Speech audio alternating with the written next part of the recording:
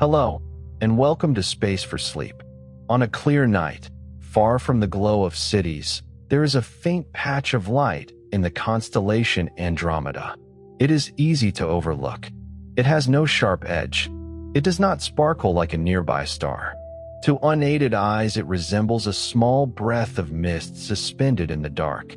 Yet the light entering your eyes from that quiet blur began its journey about 2.5 million years ago.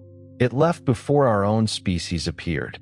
It crossed intergalactic space while early human ancestors walked through changing African landscapes, while ice sheets advanced and retreated, while entire species emerged and vanished. It traveled at the universal speed limit, year after year, century after century, long before anyone on Earth knew that the source was a galaxy. The Andromeda Galaxy is not a cloud in our own sky. It is a vast gravitational system containing stars, stellar remnants, gas, dust, planets, magnetic fields, and an enormous halo of dark matter. Its bright disk extends for well over 100,000 light years, and its faint outer structures reach farther still. Estimates of its stellar population vary, but it may contain several 100 billion stars and perhaps close to 1 trillion. Andromeda is one of the largest members of the local group, the small community of galaxies that includes the Milky Way, the Triangulum Galaxy, and many dozens of dwarfs. In the observable universe, Andromeda is not exceptional merely because it is large. There are galaxies more massive, more active, more distorted, more ancient, and more luminous. But Andromeda is exceptional to us because it can be seen without a telescope. It is an entire stellar system visible as a dim patch to the human eye. When you find it, you are looking beyond the Milky Way with no instrument except your own vision. That simple observation contains one of astronomy's deepest changes of scale. For most of human history, no one knew that galaxies existed as separate systems. The pale band of the Milky Way was visible, and small cloudy patches could be recorded, but their nature was uncertain. The universe seemed to contain stars arranged around us, with a few mysterious nebulae scattered among them. The word galaxy itself comes from an ancient expression for milk. To early observers, the Milky Way looked like a luminous river poured across the sky. Its true structure could not be seen from within. Telescopes gradually divided parts of that river into countless faint stars. Galileo Galilei, observing in the early 17th century, discovered that the Milky Way was not a continuous glowing substance. It was made from stars too faint and crowded to distinguish with unaided eyes. That discovery revealed that our local night sky was already far larger and more populated than it appeared. But the fuzzy nebulae remained puzzling. Some were clouds of gas. Some were star clusters. Some were remnants of dying stars. Some were nurseries where new stars were forming. And some were galaxies far beyond the Milky Way. Before astronomers could sort them apart, all of these objects were grouped under the same broad name. In the 18th century, the philosopher Immanuel Kant proposed that certain faint nebulae might be distant island universes, stellar systems comparable to the Milky Way but separated from it by enormous spaces. He was not the first person to imagine such a possibility, but his language became memorable. Islands of stars offered a way to understand why some nebulae looked flattened or elliptical and why they remained unresolved in small telescopes. The idea was brilliant, but evidence was limited. A distant galaxy and a nearby cloud can both appear as a faint smudge. Apparent size alone does not reveal distance. A small nearby object can look identical to a much larger remote one. During the 19th century, telescopes improved. Some nebulae revealed spiral forms. Lord Rosse, using the enormous reflecting telescope known as the Leviathan of Parsonstown, drew the Whirlpool Galaxy and other spiral nebulae in striking detail. The drawings looked like rotating stellar systems, but their true scale was still unknown. A major difficulty was that astronomers did not yet know the size of the Milky Way. If our galaxy were small, the spiral nebulae might easily lie outside it. If the Milky Way were enormous, those same nebulae might fit within its outer regions. The uncertainty produced one of the most famous debates in astronomy. In 1920, Harlow Shapley and Heber Curtis presented opposing views in what later became known as the Great Debate. Shapley argued for a very large Milky Way and considered spiral nebulae to be relatively nearby objects associated with it. Curtis favored a smaller Milky Way and believed that spirals were independent galaxies at great distances. Neither man was correct in every detail. Shapley had made an important advance by using globular star clusters to show that the Sun is not near the center of the Milky Way. He understood that our galaxy was larger than many earlier estimates and that its center lay towards Sagittarius. Curtis was closer to the truth about the spiral nebulae. He pointed to novae observed in Andromeda, dark lanes in spiral systems, and the large radial velocities of spirals as evidence that they were distant stellar systems. The debate could not be settled by argument alone. It required a reliable distance measurement. That measurement became possible because of a discovery by Henrietta Swan Leavitt. Leavitt worked at the Harvard College Observatory, studying photographic plates and cataloging variable stars. In the Small Magellanic Cloud, she found that a particular class of pulsating stars showed a regular relation between pulsation period and intrinsic brightness. These stars are now called Cepheid variables. A Cepheid brightens and dims because its outer layers expand and contract. The length of its pulsation cycle reveals its true luminosity. Once that true luminosity is known, astronomers can compare it with the star's apparent brightness and estimate its distance. Leavitt's relation became a rung on the cosmic distance ladder. In 1923 and 1924, Edwin Hubble used the 100-inch Hooker telescope on Mount Wilson to examine the Andromeda Nebula. He identified individual variable stars within it, including Cepheids. One photographic plate became famous because Hubble initially marked a suspected nova with the letter N. After recognizing the object as a variable star, he crossed out the N and wrote VAR with an exclamation point. That small handwritten correction marked an enormous expansion of the known universe. Hubble's first distance estimate was too small by modern standards because the Cepheid calibration was incomplete. Even so, Andromeda was clearly far beyond the accepted dimensions of the Milky Way. It was another galaxy. The spiral nebulae were not decorations inside our stellar system. They were stellar systems in their own right. The Milky Way became one galaxy among many. This change did not merely add more objects to astronomy. It transformed the meaning of the universe. The distance to Andromeda is now measured at about 2.5 million light-years. The Triangulum Galaxy lies a little farther away. Galaxies beyond the local group recede into distances of tens of millions, hundreds of millions, and billions of light-years. The farther we look, the farther back in time we see. A nearby galaxy may be seen as it existed millions of years ago. A remote galaxy may be seen as it existed before the Sun formed. The earliest confirmed galaxies are observed when the universe was only a few hundred million years old. A telescope aimed into deep space is therefore also aimed into history. Galaxies are the main visible architecture of that history. They are not isolated boxes containing all matter. Vast quantities of gas also exist between and around them, and much ordinary matter is difficult to detect because it is hot, diffuse, or highly ionized.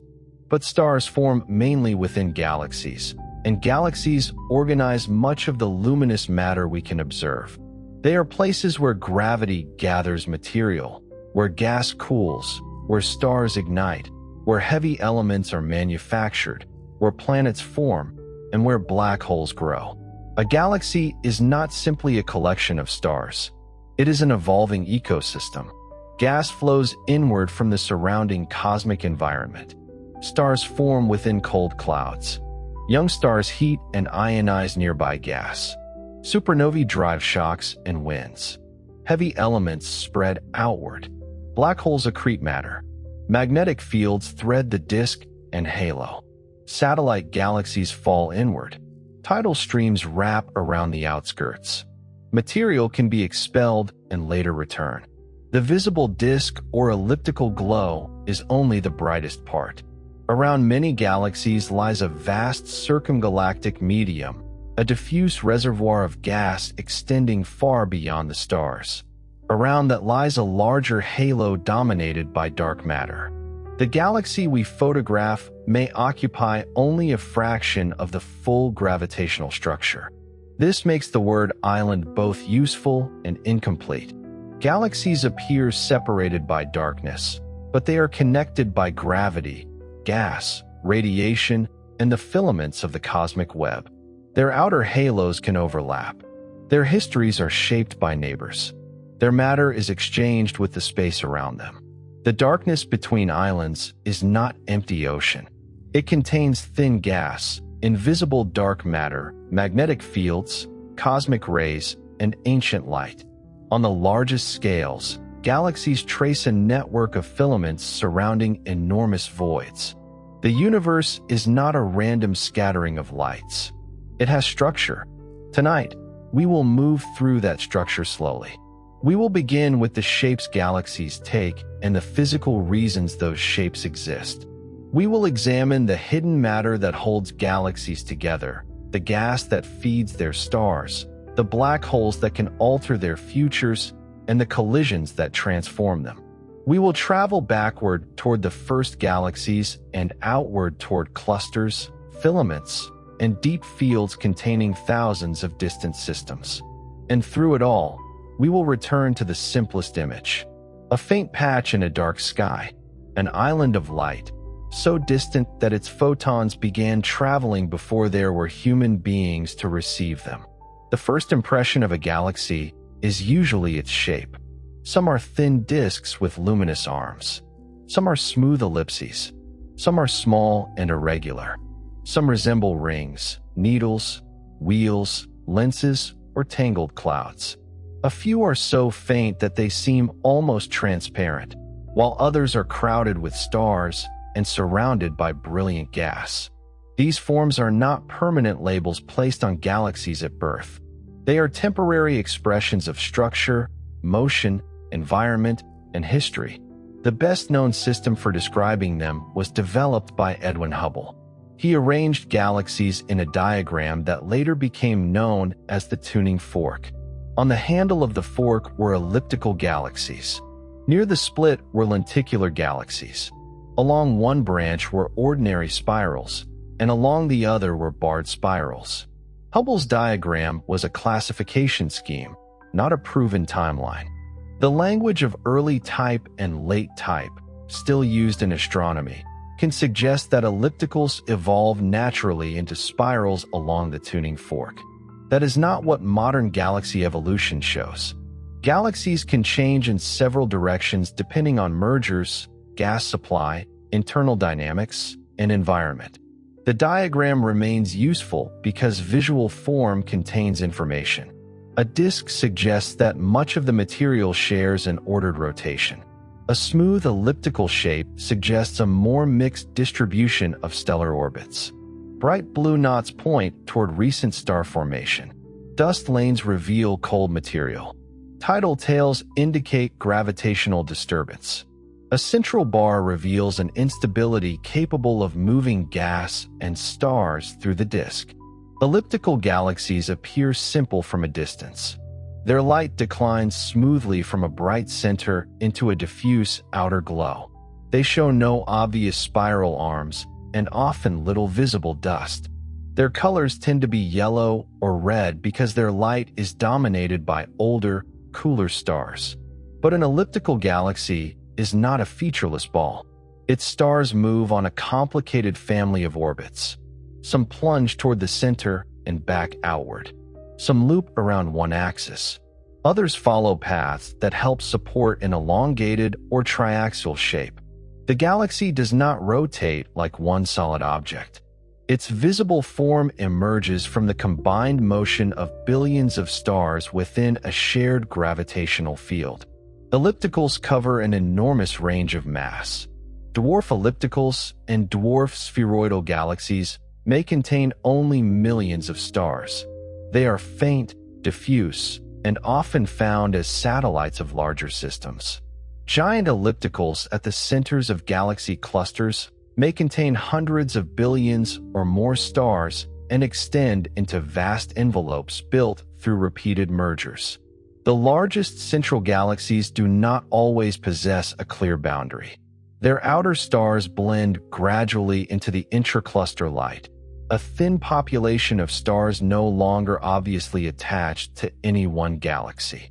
Over billions of years, tidal forces strip stars from orbiting systems and add them to the central glow. Some central cluster galaxies are called CD galaxies. Their extended envelopes record a long history of accumulation. Large ellipticals contain little cold gas compared with actively star-forming spirals, but they are not empty. They can hold hot X-ray emitting atmospheres, dust from aging stars, small reservoirs of cold gas, globular clusters, planetary nebulae, and supermassive black holes. Some experience brief episodes of renewed star formation after acquiring fresh material. The phrase dead galaxy is therefore convenient but imprecise. A galaxy with almost no new stars is still full of motion and evolution. Stars continue to age. White dwarfs cool. Neutron stars and black holes orbit. Smaller galaxies are absorbed. Gas circulates. The central black hole may awaken. Spiral galaxies present a different kind of order. Their brightest structure is a flattened rotating disk. Within the disk, stars and gas travel around the galactic center. A central bulge rises above and below the plane. A much fainter stellar halo surrounds the disk, and a still larger dark matter halo dominates the total mass. Seen face-on, a spiral may look like a luminous whirlpool. Seen edge-on, the same galaxy becomes a narrow line crossed by dark dust, with a central swelling and perhaps a slight warp in the outer disk. The disk is thin because gas can lose energy. When gas clouds collide, they radiate heat and settle toward a common plane while retaining angular momentum. Stars born from that gas inherit the ordered motion. Once formed, stars rarely collide, so the stellar disk persists even as individual stars drift and scatter. The spiral pattern is more subtle than the familiar pinwheel image suggests. If spiral arms were permanent lines of the same stars, differential rotation would wind them tighter and tighter. Inner stars orbit more quickly than outer stars. After a relatively short cosmic time, the arms would become so wrapped that the pattern should disappear. Yet spiral galaxies remain common. In some grand design spirals, long-lived density wave-like patterns may organize stars and gas. Material passes into and out of a region of enhanced density, somewhat like cars moving through a traffic jam. Gas can be compressed there, encouraging star formation. Young blue stars and glowing nebulae then make the pattern conspicuous. But not every spiral follows one simple density wave. Computer simulations and observations show that arms can also be transient, recurrent, and partly co-rotating with the disk. They may be amplified by the gravitational pull of a companion, driven by a central bar, or generated by instabilities within the disk itself. Some galaxies have two strong, symmetrical arms. Others have many short, patchy arms and are called flocculent spirals. Some display a mixture. A spiral arm is therefore a dynamic pattern, not a fixed stellar object. The stars visible in an arm today may leave it later. New stars may form within it. The pattern may weaken, split, reconnect, or be replaced. At the center of many spiral galaxies is a bar, A bar is an elongated concentration of stars rotating through the inner disk. It is not a rigid rod. It is a coordinated orbital pattern maintained by gravity. Bars are common, especially when galaxies are examined in infrared light that penetrates dust and emphasizes older stars. The exact fraction depends on how bars are defined and which galaxies are counted, but a large share of disk galaxies contain them. A bar can reshape a galaxy slowly. Its gravity transfers angular momentum. Gas can be driven inward, where it may form stars in a central ring or feed activity near the black hole. At other resonances, gas can collect into outer rings. The bar can grow, slow, thicken, or develop a box-shaped central structure. From the side, some barred galaxies show a peanut-shaped bulge. This shape forms when stellar orbits rise above and below the disk after the bar undergoes vertical instabilities. What looks like a classical central bulge from one angle may be the thickened inner part of a bar. Lenticular galaxies occupy an apparent middle ground. They have disks and bulges, but little visible spiral structure. Many contain old stars and little cold gas. They may once have been spirals whose gas was removed or exhausted. Others may have developed through mergers or repeated environmental effects. In galaxy clusters, lenticulars are especially common. A spiral entering a cluster can lose gas while largely preserving its stellar disk. The brilliant young arms fade. The remaining system becomes smoother and redder without necessarily becoming a full elliptical. Irregular galaxies do not fit the clean symmetries of spirals or ellipticals. Some are genuinely disordered systems with active star formation. Some are small galaxies whose gravity is not strong enough to maintain a grand spiral pattern. Others have been disturbed by nearby companions. The Large Magellanic Cloud is a useful example.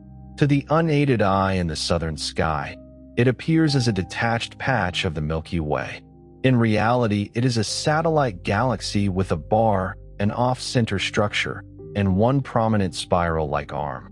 Interaction with the Milky Way and the Small Magellanic Cloud has altered its gas and stellar distribution. The Small Magellanic Cloud is more irregular and elongated. A bridge of gas and stars connects the two Magellanic Clouds, while a much larger stream of gas trails through the Milky Way's halo. Their present forms are records of mutual gravitational disturbance. Dwarf galaxies are the most numerous kind of galaxy, even though bright giants dominate photographs.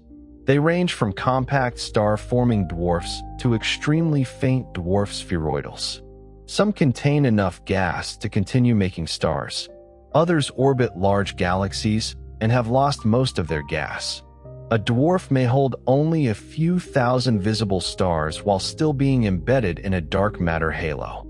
The faintest known satellites challenge the boundary between a galaxy and a star cluster. Astronomers examine size, stellar motions, chemical diversity, and evidence for dark matter to decide how to classify them. A globular cluster is a bound collection of stars that generally formed in a short interval and contains little dark matter. A galaxy can sustain multiple episodes of star formation, retain chemically enriched gas, and occupy its own dark halo. In practice, nature does not always draw a sharp line. Ultra-diffuse galaxies create another puzzle. They can be as wide as the Milky Way while containing far fewer stars. Their surface brightness is so low that they escape notice in many surveys. Some seem rich in dark matter. A few have been reported as unusually deficient in dark matter, though such conclusions depend sensitively on distance and velocity measurements. Why do these ghostly galaxies exist? Some may be ordinary dwarfs stretched or heated by environment. Some may have formed in high-spin dark matter halos that produced extended disks. Some may be failed larger galaxies whose star formation ended early. There may be several routes to the same faint appearance. Compact galaxies occupy the opposite extreme. Blue compact dwarfs concentrate vigorous star formation into small volumes. Compact ellipticals pack old stars densely around bright centers. At high redshift, astronomers find small galaxies that formed stars and built mass with surprising speed. Ring galaxies reveal the geometry of collision. The Cartwheel Galaxy is a famous example. A smaller galaxy passed through or near the disk, launching expanding waves that compressed gas into a broad star-forming ring. The center and outer ring remain connected by spoke-like structures. A ring galaxy is not frozen at the moment of impact. The wave continues outward. Stars age. Gas is consumed and redistributed. The appearance may last only a fraction of the galaxy's lifetime. Polar ring galaxies carry material in two nearly perpendicular planes. A central galaxy may be surrounded by a ring of gas and stars orbiting over its poles. Such systems probably form when material is captured from another galaxy or deposited during a merger. Their unusual geometry is useful because the ring probes the gravitational field in a direction different from the main disk, helping astronomers infer the shape of the dark matter halo. There are also galaxies whose structure is dominated by tidal damage. Long tails stream outward. Bridges connect companions. Shells surround elliptical bodies. Loops and arcs persist at very low surface brightness. A normal-looking inner galaxy can be enclosed by faint evidence of events that occurred billions of years earlier. Deep imaging has shown that disturbance is more common than shallow surveys suggested. Many apparently isolated galaxies carry delicate streams from absorbed dwarfs. Their halos are archives of cannibalism.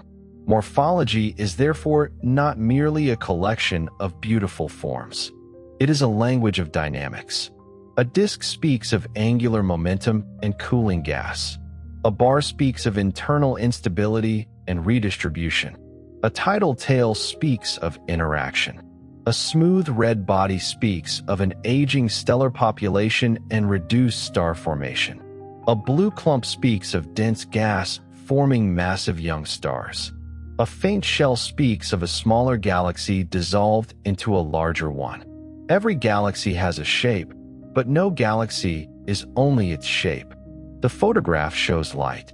The real system includes invisible mass, thin gas, magnetic fields, and motion extending far beyond the visible edge. To understand a galaxy, it is useful to imagine removing the light. The bright stars disappear first. Then the glowing nebulae vanish. Dust lanes no longer block anything because there is no visible background. What remains is the structure inferred from motion. Stars continue to orbit. Gas continues to flow. Satellite galaxies continue to move through a gravitational field much larger than the luminous body. That field reveals dark matter. The evidence became especially clear through the rotation of spiral galaxies.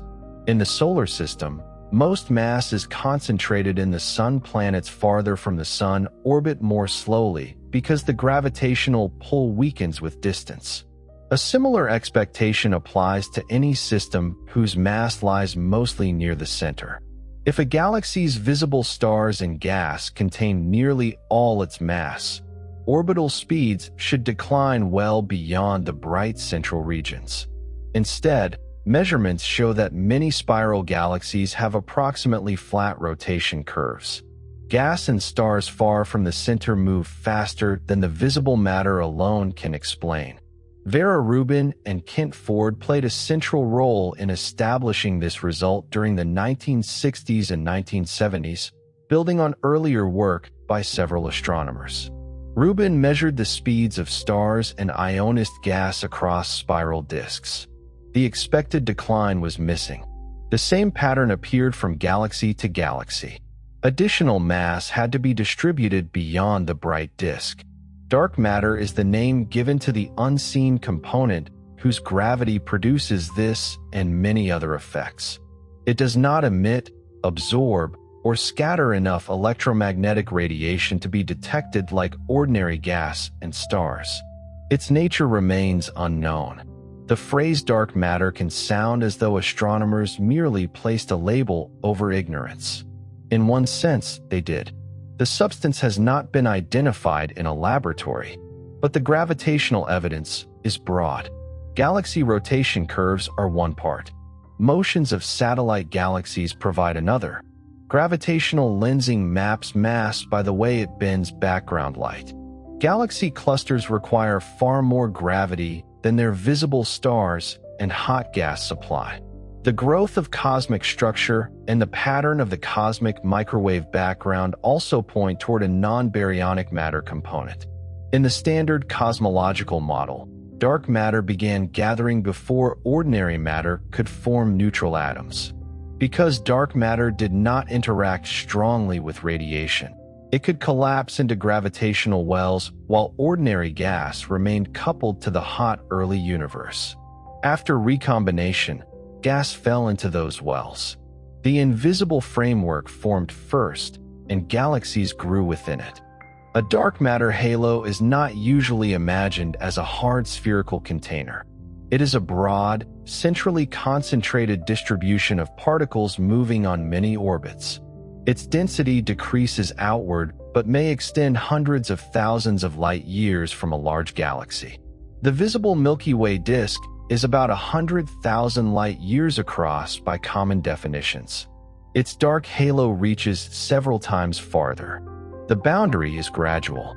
Astronomers often define a halo using a virial radius, a convenient scale enclosing a region whose average density is much greater than the cosmic background. Material beyond that radius can still be gravitationally influenced by the galaxy. The total mass of a galaxy depends on what boundary is chosen. This is one reason galaxy masses are given as estimates rather than exact numbers. Dark halos contain subhalos. In the cold dark matter model, a large halo forms through the merger of many smaller halos. Some survive as satellites. Others are stripped until only streams or dark remnants remain. Many predicted subhalos may contain few or no stars. The comparison between predicted substructure and observed dwarf galaxies has generated long-running questions. Why are there fewer obvious satellites than the simplest simulations once predicted? Why do the central density profiles of some dwarf galaxies appear shallower than expected? Why do several satellites occupy apparently aligned planes? Part of the answer may involve ordinary matter. Gas heating, supernova feedback, reionization, tidal stripping, and observational limits can prevent small halos from forming visible galaxies or alter their internal structure. Simulations that include these effects are much more realistic than early dark matter-only calculations. Some tensions remain under investigation. Dwarf galaxies are especially valuable because dark matter dominates their mass. In a faint dwarf spheroidal, stars move at speeds too high to be bound by the visible stars alone. Measuring those motions allows astronomers to infer an invisible halo. The measurements are difficult. There may be only a small number of bright stars to observe.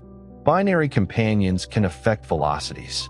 Tidal disruption can disturb equilibrium. Assumptions about orbital directions influence the result. Yet across many systems, the dark matter signal persists. Galaxies also test alternatives. Some theories modify gravity at extremely low acceleration rather than adding new matter. These ideas can reproduce aspects of galaxy rotation with surprising success. The challenge is explaining the full range of evidence from galaxies, clusters, gravitational lensing, the early universe, and large-scale structure within one consistent framework. The scientific question remains open at the particle level, but galaxies make the gravitational problem unavoidable. The stars we see do not contain enough mass to explain the motions we measure. Dark matter shapes more than orbital speed. The mass and concentration of a halo influence whether gas can fall in, how strongly feedback can expel it, how many satellites survive, and what kind of galaxy forms at the center. Small halos struggle to retain gas after supernova explosions and cosmic reionization. Very massive halos heat infalling gas to high temperatures and may depend on cooling flows, mergers, or narrow streams to feed the center. Between those extremes lies a range where star formation is comparatively efficient. Even there, only a minority of the available ordinary matter becomes stars. Galaxy formation is inefficient because gas is continually heated, stirred, expelled, and prevented from cooling. The matter visible in a photograph is therefore the result of competition. Gravity pulls gas inward. Radiation and explosions push it outward. Cooling removes energy. Shocks add energy. Angular momentum prevents direct collapse. Magnetic fields and turbulence redistribute motion. The galaxy lives within this balance. Cold gas is the immediate material of new stars. Most stars form inside molecular clouds, regions where hydrogen is largely paired into molecules and where dust shields the interior from destructive radiation. The coldest, densest parts collapse under their own gravity. A giant molecular cloud may span tens or hundreds of light years and contain enough material for thousands or millions of stars. It is not quietly collapsing as one object. Turbulence produces filaments, knots, cavities, and shocks. Magnetic fields provide support in some regions. Young stars begin feeding energy back before the full cloud has converted into stars. Only a modest fraction of a cloud becomes stellar material before the cloud is disrupted. Massive young stars shine in ultraviolet light. They ionize surrounding hydrogen, creating luminous regions visible across other galaxies. Their winds excavate bubbles. After short lives, they explode as supernovae. A galaxy's star formation rate measures how quickly gas is being converted into stars. The Milky Way forms roughly a few solar masses of stars per year. Some quiet galaxies form far less. Starburst galaxies can form tens, hundreds, or even more solar masses per year for brief periods. A starburst cannot continue indefinitely. Gas is consumed or expelled. Massive stars die. The burst fades. The galaxy may return to a quieter state or lose the ability to form stars efficiently. Astronomers trace star formation with different wavelengths. Ultraviolet light reveals hot young stars, but is easily blocked by dust. Hydrogen emission lines trace gas ionized by massive stars. Infrared light reveals dust warmed by hidden star formation. Radio emission can trace supernova activity and molecular gas. No single indicator is perfect. A dusty galaxy may look faint in visible light while blazing in infrared. A central active black hole can imitate some star formation signals. Older stars can warm dust weakly. Careful studies combine multiple measurements. Gas exists in several phases. Molecular gas is cold and dense. Atomic hydrogen extends farther through disks and can be mapped by its 21-centimeter radio emission. Ionized gas fills bubbles, diffuse layers, and hot outflows. At millions of degrees, gas glows in X-rays. A galaxy is not filled with one uniform interstellar medium. It is an overlapping mixture of temperatures and densities. Cold clouds occupy little volume, but hold much of the mass available for star formation. Hot gas occupies a large volume, but contains fewer particles per cubic meter. Shocks and interfaces connect the phases. Dust is a small component by mass and an enormous component by influence. Dust grains contain elements such as carbon, silicon, oxygen, magnesium, and iron. They form in the outflows of aging stars, supernova ejecta, and perhaps through growth in dense clouds. Dust blocks visible and ultraviolet light, making dark lanes across spiral galaxies. It also radiates absorbed energy in infrared wavelengths. On grain surfaces, atoms can meet and form molecules, including molecular hydrogen. Without dust, Galaxies would look different and their chemistry would proceed differently. The abundance of elements heavier than helium is called metallicity in astronomy. The name is broad. Oxygen and carbon count as metals in this language, even though they are not metals in ordinary chemistry. The first stars formed mostly from hydrogen and helium. Through nuclear fusion, they created heavier elements. Stellar winds and explosions returned those elements to gas. Later generations of stars and planets formed from increasingly enriched material. A galaxy therefore develops a chemical history. Massive galaxies generally retain enriched gas more effectively and tend to reach higher metallicities. Small galaxies lose more material through outflows. Within a spiral, central regions are often more metal-rich than the outskirts. But mergers, inflowing gas, and local star formation can complicate the pattern. The elements in planets and living organisms are part of this galactic circulation. Carbon, oxygen, nitrogen, silicon, calcium, and iron were manufactured in stars and distributed through space. They entered clouds, new stars, disks, rocks, oceans, and cells. Galaxies do not merely hold stars.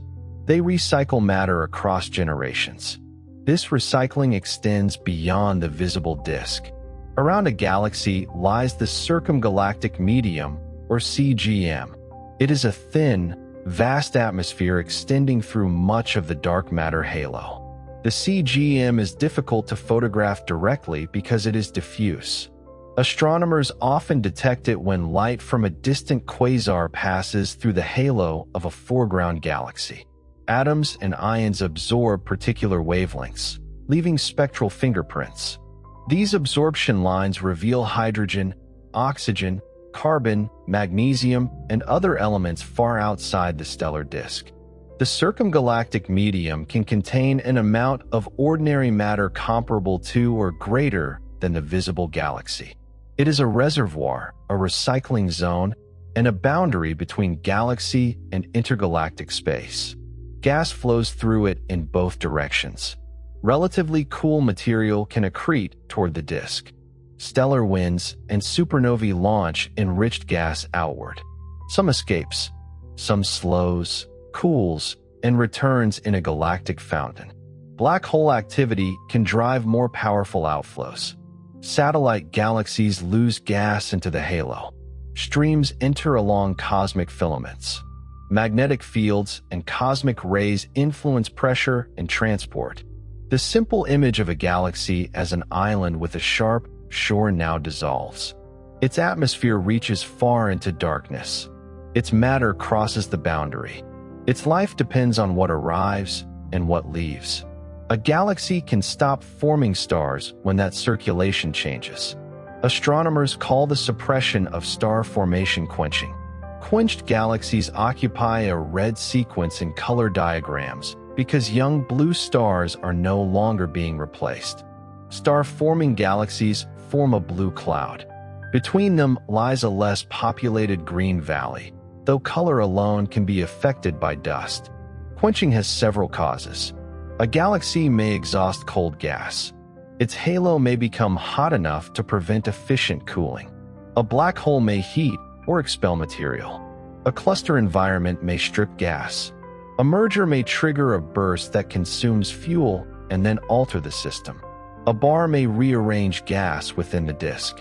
No single mechanism explains every galaxy. Mass, environment, structure, and cosmic time all matter. Some galaxies also revive. Fresh gas can arrive from a companion or the cosmic web. A red galaxy can form a new disk or a ring of young stars. Quenching is not always permanent. The colors of galaxies are therefore not simple ages. They are records of recent fuel supply.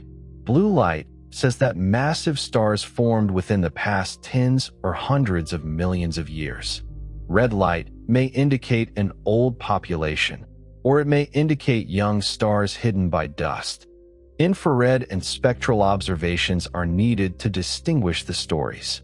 The stars, gas, and dust are the visible and detectable ingredients. Dark matter supplies the wider gravitational architecture.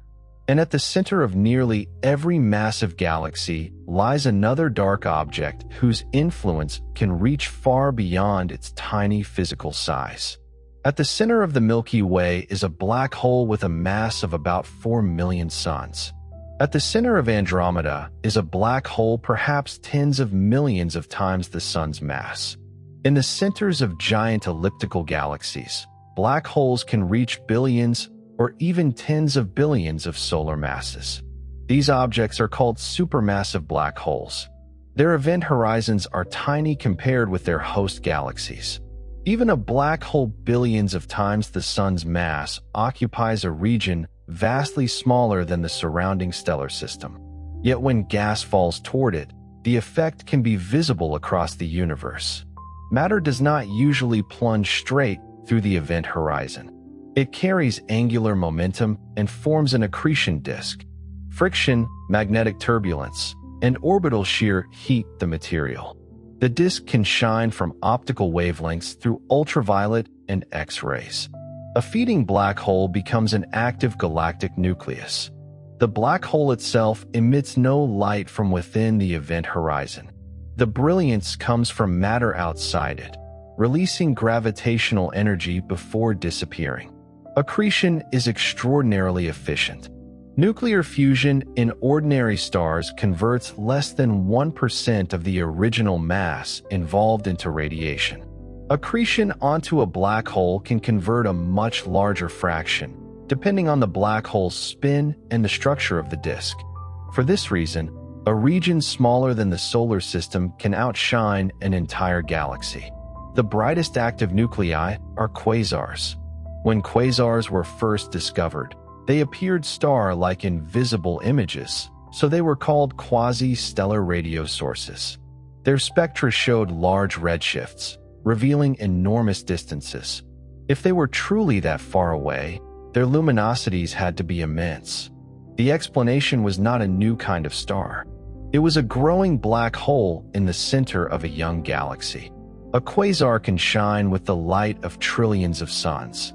Its brightness can change over days or hours, showing that much of the emission originates in a compact region. Gas clouds moving at thousands of kilometers per second produce broad spectral lines.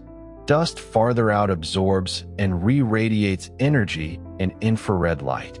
The same basic engine appears under several names.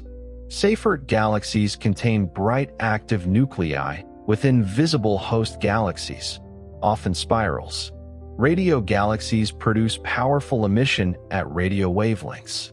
Blazars aim a relativistic jet roughly toward Earth, making their light strongly variable and apparently amplified. The differences depend on black hole mass, accretion rate, magnetic fields, jet production, obscuring dust, and viewing angle. Astronomers speak of a unified model because some active galactic nuclei that look different may be fundamentally similar systems viewed from different directions. A thick structure of dust can hide the central engine from one angle while leaving it exposed from another. Jets can appear overwhelmingly bright when pointed toward us and less dramatic when seen from the side. But orientation does not explain everything. Some black holes accrete efficiently through luminous disks. Others consume matter at low rates and channel much of their energy into jets. Host galaxy, environment, and fuel supply also matter. Jets are among the largest structures produced by a single compact source. Magnetic fields near a rotating black hole can launch narrow streams of particles moving close to the speed of light. The jets pierce the surrounding galaxy and expand into the circumgalactic or intracluster medium. Where they strike external gas, they inflate enormous radio lobes. The giant radio galaxy Alcyonius extends for about 5 megaparsecs in projection, more than 16 million light-years. Its radio-emitting lobes are far larger than the stellar galaxy that launched them. A black hole's influence can therefore be traced over distances comparable to the separation between galaxy groups. Jets do not consist of material simply traveling unchanged from the event horizon to the outer lobe. Shocks, magnetic fields, and particle acceleration continually shape the flow. Electrons spiraling through magnetic fields emit synchrotron radiation, making the structure visible to radio telescopes. Active nuclei affect their host galaxies through feedback. Radiation can heat gas. Winds can carry gas outward. Jets can inflate cavities in hot atmospheres. Shocks can redistribute energy through a cluster.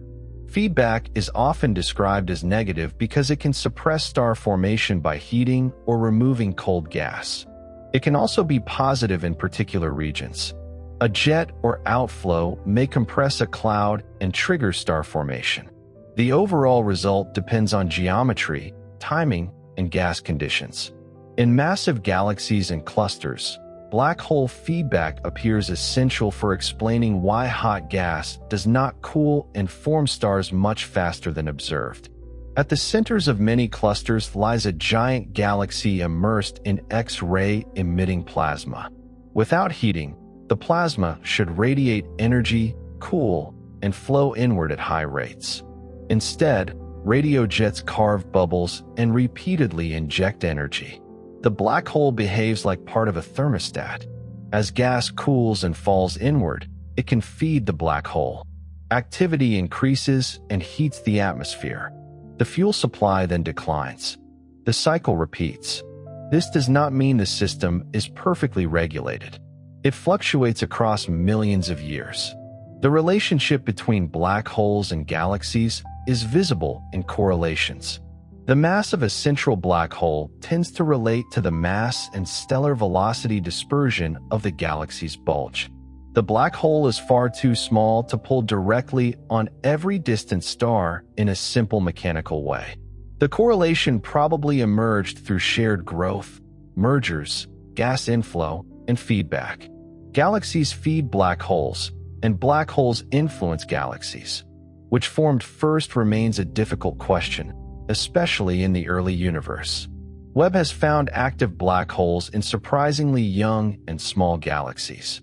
Some appear overmassive relative to their hosts. Quasars with billion solar mass black holes existed before the universe was 1 billion years old.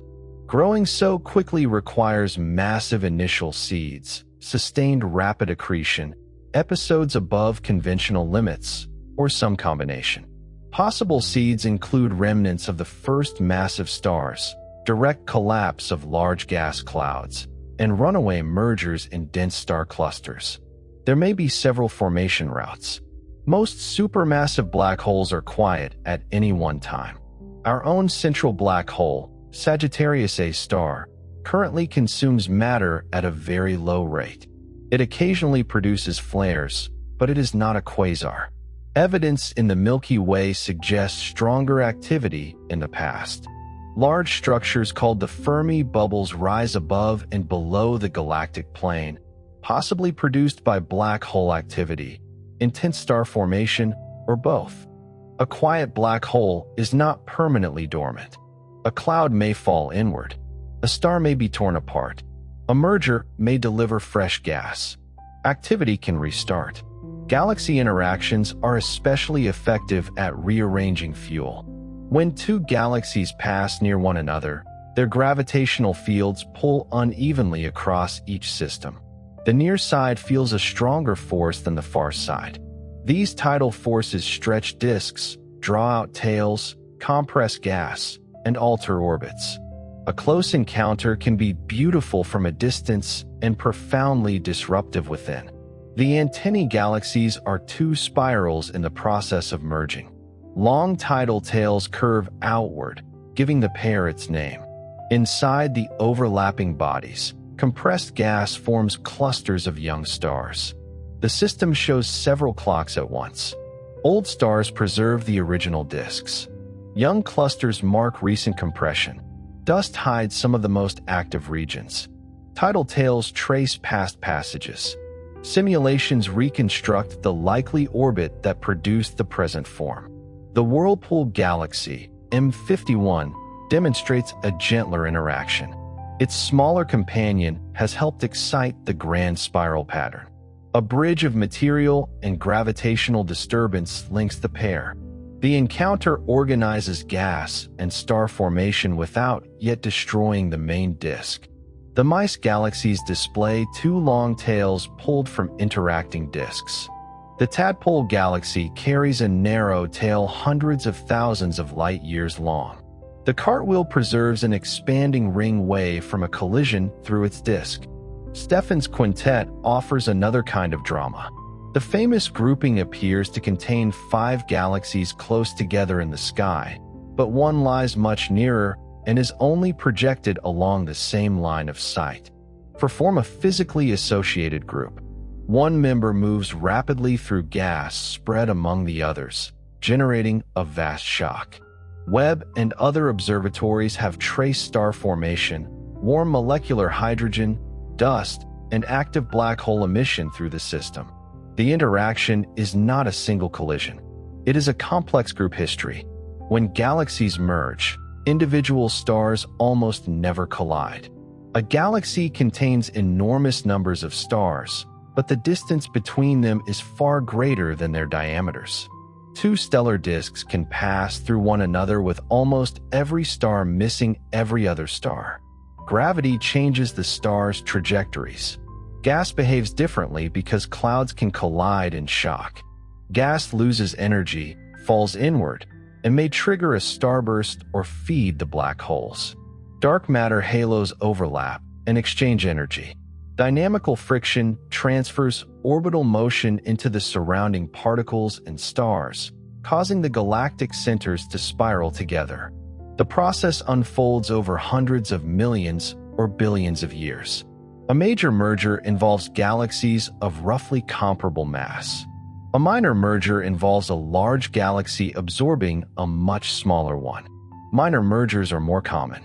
Large galaxies grow continually by consuming dwarfs. Their outer halos accumulate streams, shells, and chemically distinct stellar populations.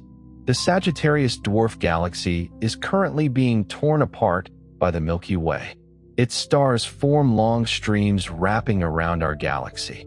The Gaia spacecraft has revealed other motions and chemical patterns associated with ancient mergers. Our galaxy is not an untouched spiral. It is a layered record of accretion. A major merger can transform disks, but the outcome is not always a simple elliptical. If gas is abundant, it can dissipate energy, settle again, and build a new disk. Orbital geometry matters. The relative masses matter. Repeated minor mergers can also thicken a disk or build a spheroid. Elliptical galaxies may form through multiple channels, including early rapid collapse and later mergers. The old statement that 2 spirals always produce one elliptical is too simple. Mergers can trigger star formation, but they are not required for all starbursts. Internal disk instabilities and steady gas accretion can also create intense activity. Likewise, not every merger ignites a quasar. The galaxies must contain gas capable of reaching the center. A merger between gas-poor ellipticals may mostly rearrange stars and dark matter. Dry mergers add stellar mass without much new star formation. Wet mergers contain abundant gas and can be luminous in infrared because dust absorbs the light of hidden young stars. The words wet and dry describe fuel, not appearance. Galactic collisions also build structures beyond the remnant. Stars pulled into tidal tails may remain there or fall back. Dense knots can collapse into tidal dwarf galaxies. Globular clusters can form during high-pressure starbursts. Gas can be expelled into the circumgalactic medium. Some tidal dwarfs are unusual because they form from material originally inside larger galaxies and may contain relatively little dark matter. They show that not every galaxy-like object begins at the center of its own primordial dark halo. The future interaction between the Milky Way and Andromeda was long presented as inevitable. Andromeda is approaching along our line of sight at roughly 100 kilometers per second after the Sun's motion is accounted for. Earlier measurements suggested little sideways motion and led to simulations of a merger beginning in about 4 or 5 billion years. More recent work has made the forecast uncertain. The tiny transverse motion of Andromeda is difficult to measure. The masses of the Milky Way and Andromeda are uncertain. The Triangulum Galaxy and the Large Magellanic Cloud alter the orbit of the system. A 2025 analysis found roughly even odds that the Milky Way and Andromeda would avoid merging during the next 10 billion years. A peer-reviewed study published in 2026, using different updated proper motion estimates, found about a 90% probability of a merger within 10 billion years and a median merger time near 6.5 billion years. Even that study emphasized that the result remains highly sensitive to tiny and difficult measurements of sideways motion. The responsible conclusion is not that a merger will certainly happen or certainly fail to happen. The future of the local group remains unresolved.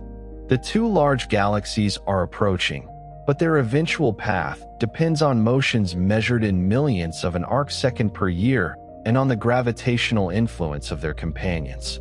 If they do pass close enough, dynamical friction will likely lead to later encounters and a merger. Their stars will be scattered into new orbits. Their disks may be distorted or erased. Gas may form stars. Their central black holes may eventually combine.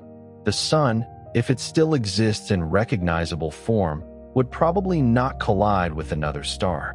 It could be moved to a different galactic orbit. If the galaxies miss at a larger distance, they may continue as separate systems for far longer. A cosmic future once described with confidence has become a probability distribution. That change is not a weakness of science. It is science becoming more honest as measurements improve. Galaxies move slowly by human standards and rapidly by cosmic ones. Their forms are snapshots of dances lasting billions of years. A tidal tail is a gesture held across 100,000 light years. A quasar is a brief flare in a galaxy's long life. A merger remnant is the memory of two systems becoming difficult to separate. To understand how such systems first appeared, we must look much farther away, into a time when galaxies were younger, smaller, and less settled than those around us today. The first galaxies did not appear in a finished universe. They emerged while the cosmos was still becoming transparent, chemically simple, and structurally uneven. After the Big Bang, the universe expanded and cooled. For hundreds of thousands of years, matter existed as hot plasma.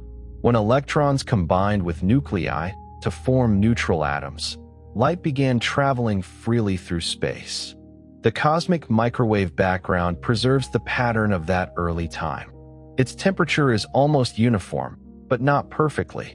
Tiny variations reveal regions that contain slightly more or slightly less matter than average. Those differences were only about 1 part in 100,000. Gravity amplified them. A slightly denser region pulled in additional material. Its gravity strengthened. Dark matter gathered into filaments and halos. Gas followed, compressed, cooled, and eventually formed stars. The process was slow locally and dramatic globally. There was no single moment when the universe switched from having no galaxies to having galaxies. Small structures formed across different regions, merged, accreted gas, and became luminous at different times.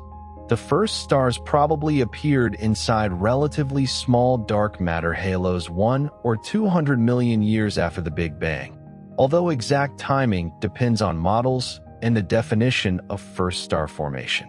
They formed from hydrogen, helium, and trace amounts of lithium. With no heavy elements and little dust, the gas cooled differently from gas in modern galaxies. The first stars may often have been more massive than typical stars today, though simulations allow a range of masses. Their light transformed the surrounding gas. Ultraviolet radiation ionized hydrogen. Supernovae spread the first heavy elements. Black hole remnants may have begun accreting. Each generation changed the conditions for the next. The earliest galaxies were probably small, irregular, and rapidly changing. They contained clumps of young stars rather than stable grand spiral arms. Gas flowed in along filaments. Explosions pushed material outward.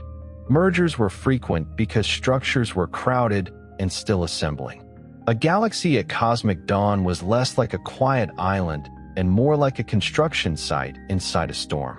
For many years, these systems existed beyond direct observation.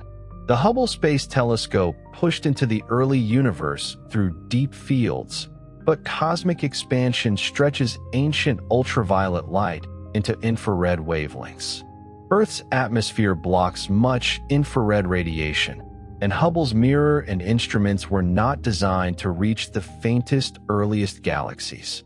The James Webb Space Telescope was built for this frontier. Its large segmented mirror collects faint light. Its infrared instruments detect radiation stretched by the expansion of space. Spectroscopy distinguishes real, distant galaxies from nearer objects whose colors can imitate high redshift. Webb began finding unexpectedly bright galaxy candidates very early in its mission. Some initial distance estimates were revised after spectra became available. That process is normal. A galaxy selected from images has a photometric redshift, an estimate based on colors. A spectroscopic redshift uses identifiable features in a spectrum and is much more secure. As of 2026, the most distant spectroscopically confirmed galaxy is MOMZ14, observed at a redshift of about 14.44. Its light comes from roughly 280 million years after the Big Bang. This does not mean the galaxy is now only that age. We see it as it was then because its ancient light has taken about 13.5 billion years to reach us through expanding space. MOMZ14 is bright enough to challenge simple expectations about how rapidly early galaxies assembled stars. It also shows strong nitrogen emission, indicating that chemical enrichment had already progressed in a very young universe. The origin of such enrichment may involve unusual stellar populations, rapid cycles of star formation, or processes not yet fully understood. One early galaxy does not overturn cosmology. Models predict distributions, not identical objects. Observations select the brightest and most unusual systems. Lensing can magnify some objects. Stellar masses and ages depend on assumptions about stars, dust, and star formation histories. But the growing Webb sample shows that early galaxy formation was efficient in at least some places. Galaxies became luminous, chemically enriched, and structurally complex surprisingly quickly. Webb has also found compact red sources called little red dots. They appear mainly during the first 1 or 2 billion years of cosmic history. Some show broad emission lines suggesting active black holes. Their light may combine compact stellar populations, dense gas, dust, and accretion. They do not fit neatly into categories developed for nearby galaxies. Researchers are still determining how many are black hole dominated, how many are unusual galaxies, and what evolutionary phase they represent. The early universe is not merely the modern universe viewed at lower resolution. Its galaxies lived in denser surroundings. Gas fractions were higher. Mergers were more frequent. Stars formed more rapidly. Heavy elements were less abundant. Black holes could grow under conditions that no longer commonly exist. This period is called cosmic dawn because the first stars and galaxies ended the long darkness after recombination. Their ultraviolet radiation began reionizing intergalactic hydrogen. Reionization did not occur from one source or at one instant. Bubbles of ionized gas formed around galaxies and expanded. They overlapped until most of the intergalactic medium became ionized, perhaps by about 1 billion years after the Big Bang. Which sources supplied most of the ionizing photons remains an active question. Faint small galaxies were probably important because they were numerous. Bright galaxies are easier to observe, but rarer. Active black holes may also have contributed. The escape of ultraviolet light depends on holes and channels through galactic gas. A galaxy can produce many ionicing photons while allowing few to reach intergalactic space. Supernovae and stellar winds may clear paths. Bursty star formation may alternate between producing radiation and opening escape routes. Deep observations attempt to reconstruct this process from galaxies seen at different redshifts. The redshift of a galaxy is not simply a Doppler speed through static space. Cosmic expansion stretches the wavelength of traveling light. A redshift of 14 means the observed wavelength is about 15 times the emitted wavelength. Ultraviolet radiation becomes infrared. Visible light can shift beyond Webb's longest wavelengths. Redshift also connects distance and time through a cosmological model. At low redshift, the relation is relatively intuitive. At very high redshift, expansion history, look-back time, present distance, and distance when the light was emitted are different quantities. This is why astronomers often say that a galaxy existed a certain number of millions of years after the Big Bang, rather than giving one simple distance. A high redshift image is a fossil carried by light. It shows the galaxy during one brief interval, not its later fate. Many of the tiny early galaxies observed by Webb probably merged into larger systems. Their stars may now reside within galaxies like the Milky Way, dispersed so thoroughly that the original objects cannot be identified individually. Hierarchical growth means that the ancestors of a modern galaxy are spread across many branches. There was not one baby Milky Way waiting to grow in isolation.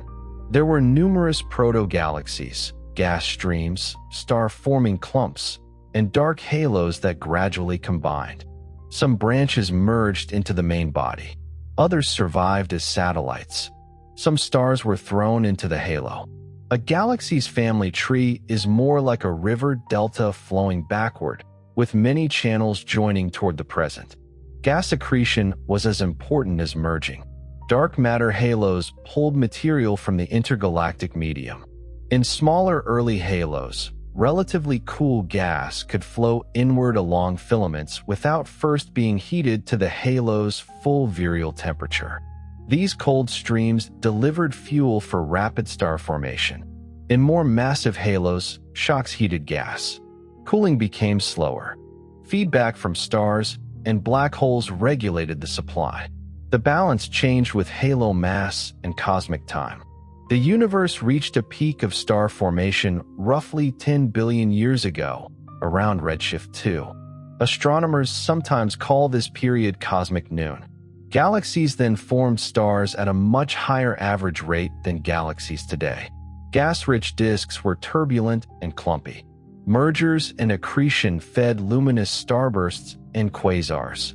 Since cosmic noon, the average star formation rate of the universe has declined by roughly an order of magnitude. The decline reflects several changes. Gas became locked into stars and remnants. Cosmic expansion reduced the rate at which fresh material reached galaxies. Massive halos developed hot atmospheres. Feedback heated and expelled gas. Many galaxies quenched. The modern universe is quieter than its youth. It is not inactive. Stars continue to form. Galaxies merge. Black holes flare. But the global rate has been falling for billions of years. Galaxy evolution is therefore not a march from simple to complex in one direction. Early galaxies could be chemically complex and dynamically violent. Modern dwarfs can remain primitive in some respects. A giant elliptical may have old stars, but a complicated merger history. A spiral may preserve a disk while continually absorbing companions. The word evolution means change, not improvement. Astronomers reconstruct that change by comparing galaxies across time. No human can watch one galaxy evolve for billions of years. Instead, telescopes observe populations at different distances. Nearby galaxies provide detail. Distant galaxies provide earlier stages. The method resembles examining many photographs of different people at different ages and inferring a life cycle. It works statistically, but individual histories vary. A massive galaxy observed at redshift 2 may not evolve into the average massive galaxy today. Selection effects matter. Descendants and ancestors must be linked through models, number densities, stellar populations, and simulations.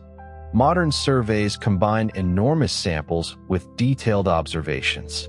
The Sloan Digital Sky Survey mapped spectra and positions for millions of objects. Hubble revealed morphology over much of cosmic time. ALMA maps cold gas and dust in distant galaxies. Radio telescopes trace atomic hydrogen and jets. X-ray observatories study hot gas and black hole activity. Webb reaches into cosmic dawn.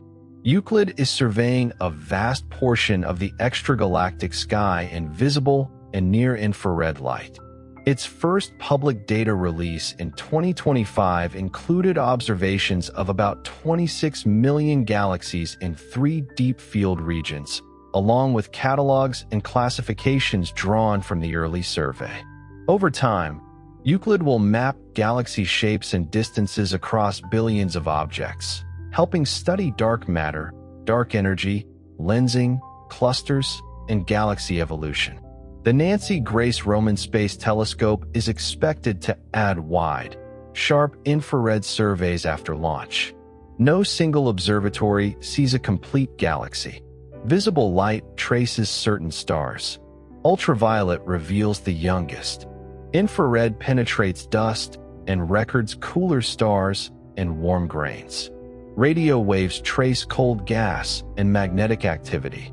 X-rays reveal hot plasma, compact remnants, and accretion.